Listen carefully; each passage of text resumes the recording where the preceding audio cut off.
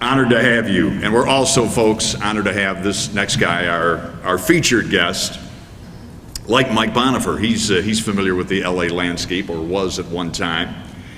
He is a native of Southern Indiana, was a 1955 graduate of Plainfield High School.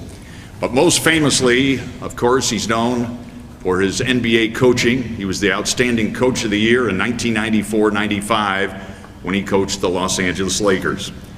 But he'll tell you he cut his coaching teeth here in Southern Indiana. He coached the Rochdale Hawks, also the Dale Golden Aces, and do any of you remember the Spencer Cops? Give yourself a hand there. He would go on to the college ranks nearby Earlham College, and I think to this day he is still the winningest coach in Earlham history. His professional career began in 1975 with the old Utah Stars of the ABA.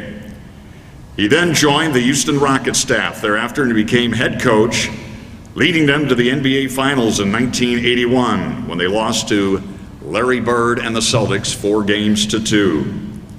He also had coaching stints with the Bucks, the Mavericks, and the Bulls. This well-rounded and terrific resume that he possesses also includes extensive experience in the international basketball game. Most notably coaching the Chinese national team with the great Yao Ming back in 2004 in the Olympics. Folks, he currently lives in Dallas, where he is coaching the Texas Legends. That's the Dallas Mavericks developmental team.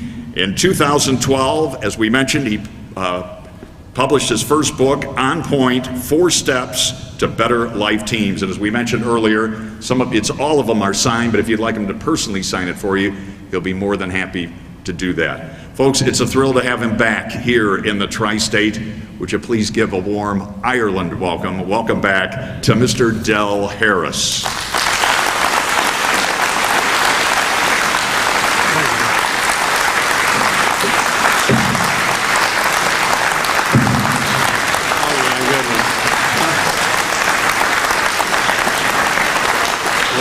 Thank you, but let me tell you, couldn't you have somebody in between me and Mike? That's a tough act to follow right there. I will say that the book is not my first one anyway. It's my last one so far. But as Dave said, I've had some other books as well. But as you will see when I talk here today, that this one relates very much with the book that Mike Roos wrote. I'm going to get to that, but it's great to see all of you here. We didn't know how many might come, but I don't know what the other people are doing today. It's raining, so they're not playing golf, and unless they just love football more than Indiana people ought to, then they ought to be here. I mean, I don't know why you wouldn't come, but maybe they didn't hear about it. But anyways, wonderful to be here with all of you. I'll get right to it because it's going to take, we got a couple more. We really want to hear from the star here, which is Mike Roos. I'm the only guy not named Mike, so you talk to any of these guys, Mike works, okay? But today's a celebration of several things.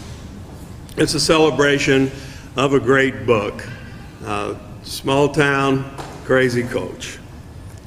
And it's a celebration of the author, Mike Roos, who witnessed most of the events, or many of the events of this book, as a 12-year-old boy. And so you see a lot of this through the eyes of a 12-year-old, and 12-year-olds see more than we do as we get older.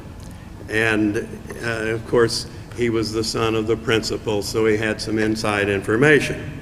It's a celebration of a great little Hoosier town, its players, its citizens, its school, and the events of that magical season of 1962-63. It's a celebration of a unique and zany character who coached the team. And Pete, rest in peace. We're remembering you with just sincere thanks and gratitude for having known you. He was a man crazy enough to dream big and to share that dream with others. And along with the players and the town, they were able to accomplish most of it.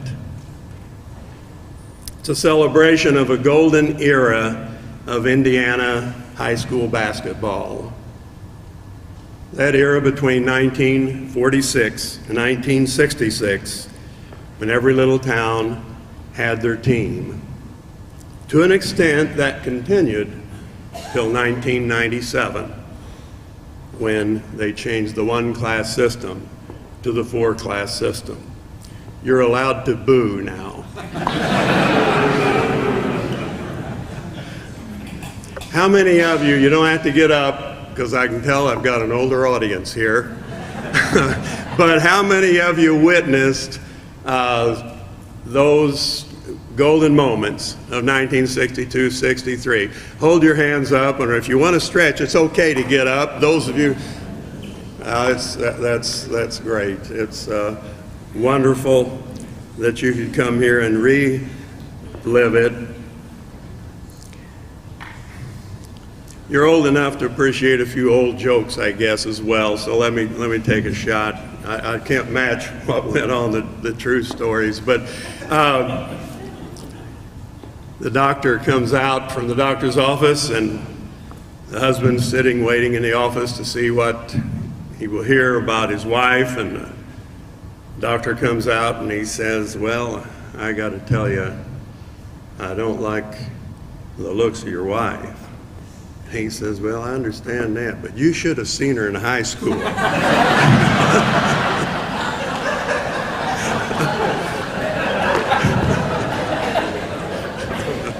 And then two old guys sitting on the porch, sitting, talking. One of them finally says, "Oh, we had a wonderful dinner at a restaurant last night. I mean, it's the best meal we've had in years. Great service, everything perfect." The other guy says, "Well, what was the name of the restaurant?" "Oh, names. Oh, man, names are so hard. What's the name of that, that bush that's got the stickers on it and got the red flower? Roos? Yeah, that's it. Roos, what was the name of that restaurant last night?"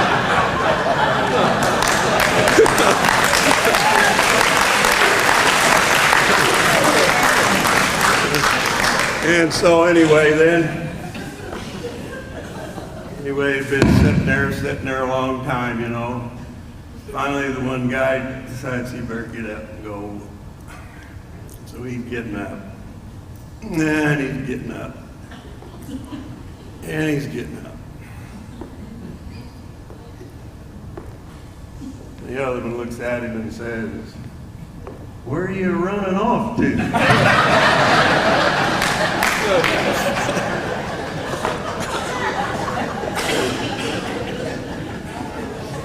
Well, you wonder why they might ask me to speak here, and there's a history in all of this for me as well.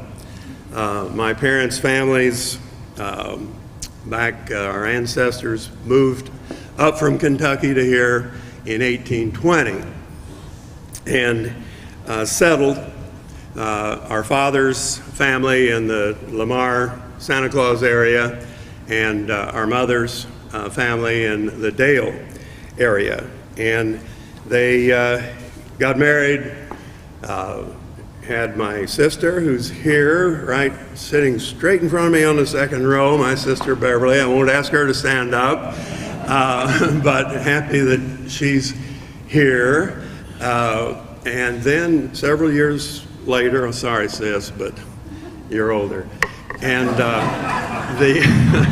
several years later, 7 years later, our family moved to Orleans for 1 year, where Dad had some work in a hatchery, and there I was born, and we lived there for 6 months, and then moved back to Chrisney and then to Dale. In 1940, moved up to the Indianapolis area, and where I went to school is noted in Plainfield. 1962, though, I came back to Dale, where I was the coach of the 1962, 63, 63, 64 Golden Aces basketball team.